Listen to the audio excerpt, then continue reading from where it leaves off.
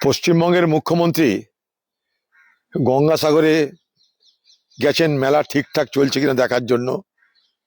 যেতেই পারেন।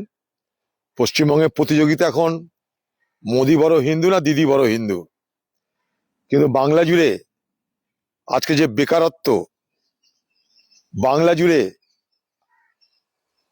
যে অভাব, যে নৈরাশ্য, আইন শৃঙ্খলার অবনতি, তা নিয়ে বাংলার মুখ্যমন্ত্রীকে আমরা কিছু বলতে বা করতে দেখছি না।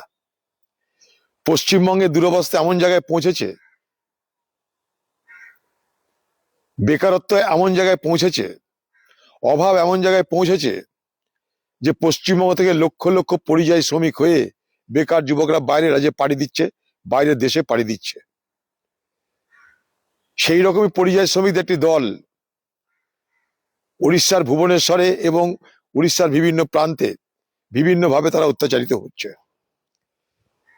সম্বলপুরে এইরকমই একটা মুর্শিদাবাদের ছেলেকে, জুয়েল রানাকে পিটিয়ে মেরে দেওয়া হয়েছে। কেওনঝাড় থেকে শ্রমিকরা পালাচ্ছে, তাদেরকে আমি 3 দিন আগে ট্রেনের ব্যবস্থা করে দিয়েছিলাম। ভদ্রকে এরকম ঘটনা ঘটেছে। শেষে আমার মনে হয়েছে আমি একবার যাই। আমি গেছিলাম, সেখানে নানাভাবে সেই সমস্ত মানুষের সঙ্গে, যারা অত্যাচারিত মানুষ, যারা ওখানটায় পরিযায়ী শ্রমিক, তাদের সঙ্গে দেখা যাতে করতে না পারি তার জন্য চেষ্টা করা হলেও তারা সফল হয়নি। পশ্চিমবঙ্গের মুর্শিদাবাদের জুয়েল রানা যে ছেলেটিকে হত্যা করা হলো, প্রশাসনের বক্তব্য সে অপরাধীদের আমরা গ্রেপ্তার করেছি, তাদের ধারা দেখিয়ে দেওয়া হলো আমাকে কোন কোন ধারায় গ্রেপ্তার করা হয়েছে। কিন্তু লক্ষণীয় এটা যে পুলিশ প্রশাসন তাদের নাম কিন্তু বলতে চাইছে না, সংবাদ মাধ্যমকে তারা নাম বলতে চাইছে না, যে যাদেরকে ধরা হয়েছে তারা কারা। নাম বলতে চাইছে না মানেই হলো যে যাদেরকে ধরা হয়েছে তারা সরকারি দলের লোক। সরকারি দলের লোক বলে তাদেরকে নাম বলা হচ্ছে না। এই প্রশ্ন আমি করেছি।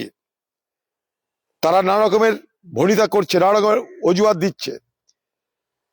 আমি এটাও দাবি করেছি যে অপরাধী যারা, তাদের যেন দৃষ্টান্তমূলক সাজা হয়। আজ আবার বলছি, যদি দৃষ্টান্তমূলক সাজা না হয় বা বাঁচানোর চেষ্টা করা হয়, তাহলে যে পরিবারের ছেলেটিকে হত্যা হতে হয়েছে জুয়েল রানা, তাদের পরিবারকে সঙ্গে নিয়ে আমরা দরকার হলে উচ্চ আদালতে গিয়ে সেই সমস্ত অপরাধীদের যথাযোগ্য শাস্তি জন্য আইনি লড়াই আমরা করতে থাকবো।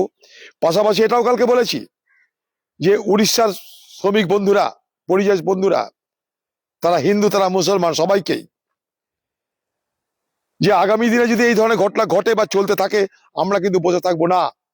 সম্বলপুরে, ভুবনেশ্বরে আমরা যেভাবেই হোক কোনো না কোনো আন্দোলন করতে গিয়ে, করার মাধ্যমে আমরা এই বিষয়গুলোর মোকাবেলা করব। আমরা কিন্তু বসে থাকবো না।